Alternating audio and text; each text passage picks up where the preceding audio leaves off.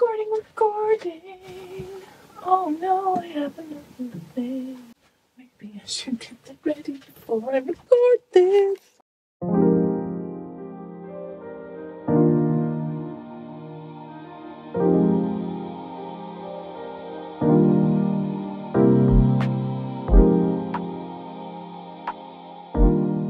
Hi there, I'm Beth and I'm just back from a long weekend, a short holiday to North Wales. My patrons will know about already, and this week I'm just recording a quick fabric haul video for you and also a big announcement on the custom Blythe commission front. Things are happening very soon. So let's start with the fabric. I do still need to de-stash what's in my room, but I came home with this from Abercan Fabrics in Wales. It's here in case you want to visit. I then also acquired this fabric from my lovely mother-in-law Jackie, who also sews. And when I got home, I'd been chatting with one of my patrons and friends, Kelly, Sky Pie Blythe, who reminded me about Pound Fabrics website and said they had some really good reductions, and I came home to find this as well. So let me just show you quickly what I've bought. Maybe you can give me some ideas how I'm going to use it all, and I'll show on the overhead some detail of the fabrics. And also I have Blythes ready. I'll show you those in a moment. Okay, so from Abercan I got this lovely furry, it's like a faux fabric wool, which I think I'm going to be using for crafting with my daughter. I got 3. I haven't compared them directly to Smart Doll skin tones yet, but I'm hoping they will kind of closely match cinnamon, tea and cocoa, and be a nice 4-way stretch fabric for making some stain prevention underwears. So I'll see how they come out. These fabrics were sold by the weight, so I was able to sort of get the smallest amount they would allow. I picked up some orange cotton.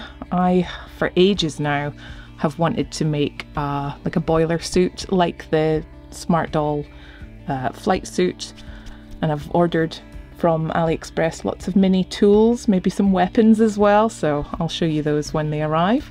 So some bright orange cotton, and to go with that, well, to go with other things, perhaps in other colours, but to add a little pop of orange, because I'm really liking it at the moment, are some different widths and types of orange strapping and ribbon. I've also picked up some needle cord and corduroy, just again for Blythe sewing, probably to make little trousers or dungarees, something like that. I do love my dungarees. See these? Massive. From Jackie, my lovely mother-in-law, I got these 4 fabrics. So I've got a nice striped cotton. We've got, this is a jersey fabric, lovely texture. This is also a jersey, this sort of teal with silver stripes, and also this orange. It's more like an upholstery fabric, but I think it might make a cool jacket as well for Smart Doll. So any thoughts on these? I think the jerseys might make some nice casual, like slouchy jumpers, like asymmetric hem kind of things. We will see. So that's those. And finally, oh, I got way too much fabric. I got, so this stuff is pre-cut 3 meters ivory textured chiffon fabric, 3 meters pre-cut for 3p, 3 pence. It would be rude not to get it. So, you know, whether I use it as a curtain for a backdrop or actually sew with it, we shall see. Had to get that. And then this is a crinkle poly cotton fabric in black, which I can picture a recreation of a dress that I wear myself, an old All Saints parachute dress that I think really matches this. It's hard to see on camera, but it has a sort of pre-crinkled effect. This I really love. Again, slouchy, post-apocalyptic, asymmetric tops for Smart Dolls. Loads of that jersey, beautiful, really like that.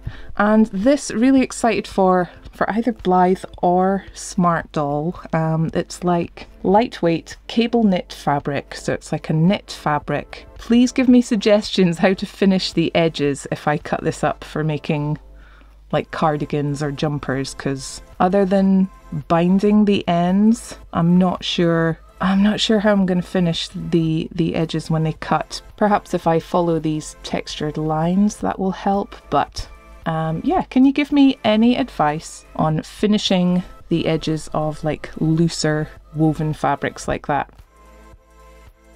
So that's all the fabric. I don't know where I'm going to put it. I really need to tidy up in here. But Smart Dolls, no, custom Blythe dolls. You've all been waiting very patiently for me to open up for custom commissions. And what I've done is looked out all of the blank, well, uncustomized dolls that I had just bought because the price was good, or I liked the look of them, or I was going to customize them for myself and I just never get the time. I do have a mixture of midis, petites and neo-Blythes.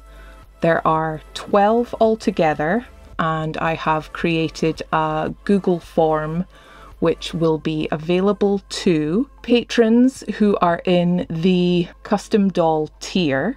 So that'll be a new level of the patron. Those members will be able to access and fill out the form, and for the moment choose one of the dolls, one of the blank dolls that I have available here. So I'll show you them, and they'll also be pictured on Patreon, so you'll be able to see, and you can ask questions there if you want to see any more about them. The form I have created is quite exhaustive, I think. I've remembered every detail to ask.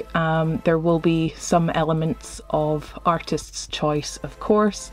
I'm not looking to recreate other people's work, but just to get a direction from the customer about how they would like their doll customized. So for the moment, you'll be restricted to the dolls I have on hand. Help me get some of these finished, made and out there to people. Once I have a little more space, at that point I'll be taking a wider range of customs. So, you know, there'll be a new form and all of that. You'll have to be in the custom doll tier to hear all about it at that point. But let me show you who I have. So in this one, there's a fully blank girl who has no eye chips or anything. Now she is in the form pictured with two different types of natural fibre. She will be made with either a brown or a red, buyer's choice, real fibre hair. It will be a glued wig, so that's in there for the buyer to choose. I also have, this is one of the very new, the wider chubby cheeked Blythe. I might like to get another one for myself, but at the moment I think it's better that I just get the ball moving on customs. We have the nice brown hair, one of those lovely chubby cheek Blythes. Some of them have hands with them, some of them don't, so not absolutely everyone is available with extra hands, but if you're a collector, chances are you've already got a ton of these anyway. Next up is my box of petites and midis. So we have, these two are the same, petites with fringes, and in the form it does mention whether or not you would like the hair cut and thinned. That's up to you. And I have one here with red hair. I believe they all have blue eyes, but again they are pictured properly in the form. So we have 3 petites to choose from. There are also 3 midis to choose from. We have one with sort of mid-blonde hair with a fringe already cut in a bob. She's got grey eyes, but obviously they can be customised. Another with a similar colour of hair and a fringe, but long hair, but again it could be trimmed. Grey eyes. And I have a lovely girl here with lilac purple hair with a fringe and a bob. Slightly different customizing options available depending on whether you choose a petite, a midi or a Blythe, of course, or a neo-Blythe, of course. Okay, in this box we have a couple of tan skinned girls. So It's good to see them against each other. So I would say this one is the lighter tan colour. She has long brown hair and a fringe. And then this one has a darker, but not the like super dark skin colour as well. And she has dark brown hair with a fringe in a bob. And finally, we have two very similar looking girls. Both have brown hair and they have the pale skin, and they, just have the usual. One of them has already got a neck joint installed because I've had her a little while. This was a new face mold to me at the time, and I was checking to make sure the neck joints were compatible with them. Again, that's another option on the form, whether or not you want a neck joint for Neo Blythe. So there we go. Very similar. I think she's got a slightly warmer skin tone than this one. This one's probably the palest. I can tell by the different hands as well. But I'll be including photos so you get a better look at these girls.